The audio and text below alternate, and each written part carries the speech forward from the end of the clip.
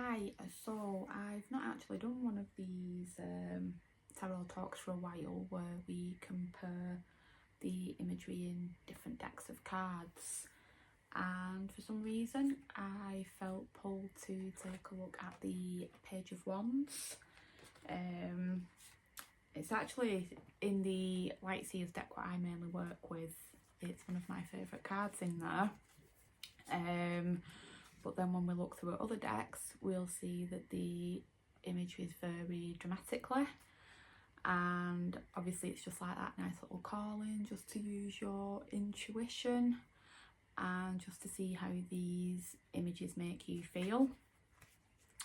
So the Page of Wands, it's, you know, generally looked at as that card of this youthful, you know, focus on ambition and kind of like these new beginnings, that passion, that excitement on starting a new project. Okay, so the pages in the Self are the, you know, young, vibrant, youthful energy cards of the deck. So maybe that's what I feel I need to tap into, a little bit of that youthful energy. So this one is from the Lightseers deck, and you can see I just love this deck. I'm so biased towards it, but yeah. So that is the image on this one, and then this one is from the Angel Tarot cards, and you'll see on these ones they actually have like helpful little keywords written on them, so these are really good.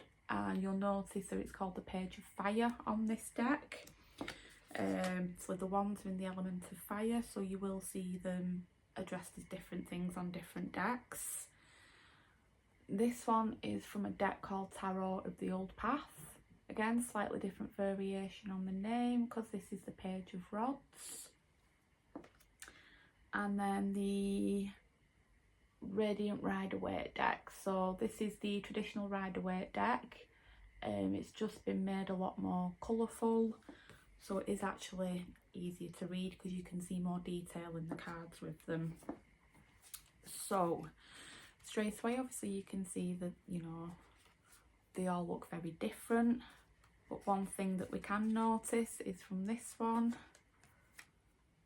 this one, this one, and this one, is they're all facing the same way. They're all, when we look, looking off towards the right. And with this one, I feel like this is kind of like the most positive out of them all. There's just so much detail into it, you know. You can really see it's like she's literally like launching that wand of creativity. And we've got this gorgeous little, you know, circle going around there, and it's like the wand's piercing through that. And it's kind of like, you know, that releasing everything into the cosmic realms and kind of like putting your trust in, like, you know, the universe, the fate, the stars, whatever it is that you want to believe in. And when I look at these ones as well on this deck in particular, they are more like, you know, like a magical wand. Whereas if you look at these ones, they're more like the branches, you know, they've got the leaves on them and things. So you will see those little variations throughout the decks. Now this one is just, that is just a whole load of, you know, mystical hocus pocus, isn't it? You know, we've got the little dragon there, the wings outstretched, and the colours in this are absolutely just stunning. And then in the background, you know, we've got the moon, a full moon there, and this lovely kingdom. And it's kind of like, when you look at this, it's like, you know, the message on it is news of exciting new endeavour. So, you know, and the girl here is just like, literally looks like a little sorceress, and she's, you know, cooking up this magical new realm. And I really do like the imagery on this because it kind of like makes you think, you know, like say one of the keywords, confident, and it is literally being like, you know, when you look at that background, she isn't aiming small in this creative endeavour. You know, she's gone all out and kind of like wants to make this whole new kingdom there, in a sense. It's just absolutely no messing about that. And then we come to this one, and I don't know, it just always feels a bit like, like you don't really get any inspiring, you know, kind of like vibe from it. You see what I mean? It's like you look at his face, actually looks like really kind of miserable. So it's kind of like he's got this scroll, and you know, so this is like representative of like, you know, something new, something exciting, this endeavour. But I don't know, when I look at this image, I really don't get anything from it. Again, I think it's just nice to compare the different decks. This is a deck that I got, and there are a lot of cards in it that I really do like. But the court cards, I just don't find them appealing at all for some reason. That's just my personal opinion, but it's not really a deck that I work with at all. And then we have the one from the Rider-Waite. So these are the kind of images that we always associate most with tarot, because these are the most, you know, popular cards.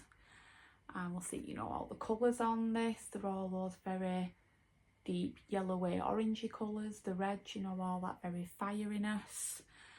And then we can see, you know, that's kind of like just that one wand in the hand.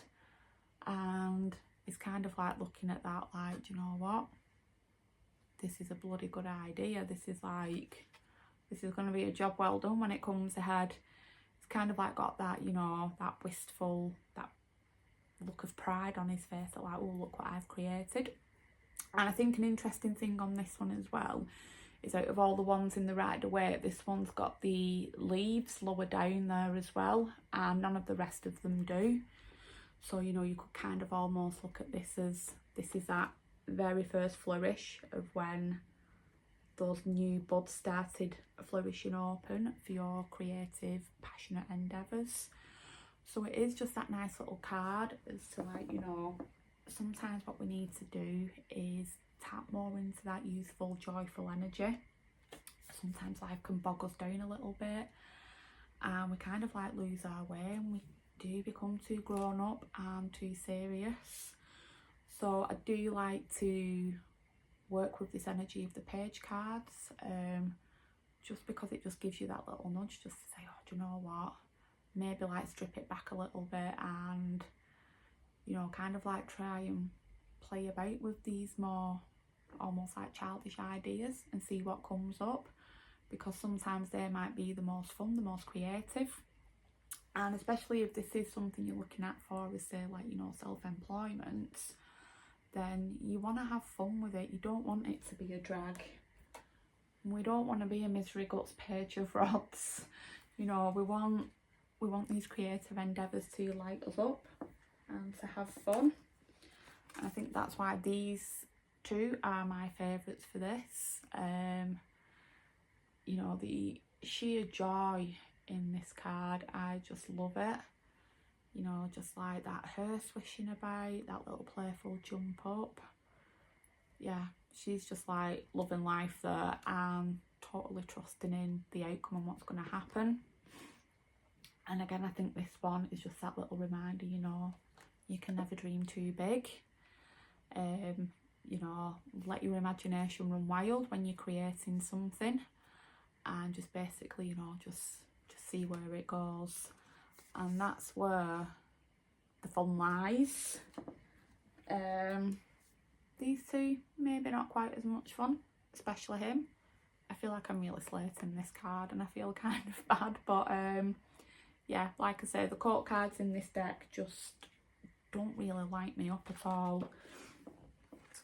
So yeah, so it is always interesting, I find, to look at different decks sometimes. So if you like, you know, pull a spread out on one deck, I mean obviously more when you're reading for yourself, it won't be very practical when you was doing it for a client, but go through another couple of decks and pull out the same cards and just see how they light you up as well.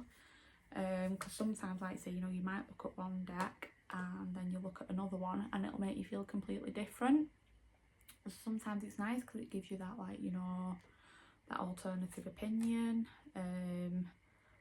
that looking at things in a different light, turning things on the head.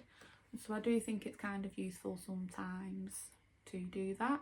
Obviously you don't have to, you know, read your cards however you want. I always say that, you know, it's kind of like best to read them intuitively as well. So don't feel like you have to have about 3 or 4 decks on the go. That's just the way I like to work when I'm reading for myself, and I will sometimes give people that option if they want to. So yeah, so if you've any questions or anything you want to drop in the comments, then please feel free. You know, if you've any particular favourite decks that you work with, again, drop them in, because, you know, I'm always looking for new cards to work with. Who's not? It does become a bit of an obsession. So yeah, so just take care, have an amazing week, and I will see you all very soon.